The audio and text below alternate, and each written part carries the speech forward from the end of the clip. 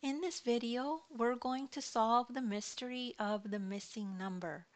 So if we have a problem like this that says fill in the missing number on the number line, you can see on this number line there's a rectangle here that shows where the number is missing.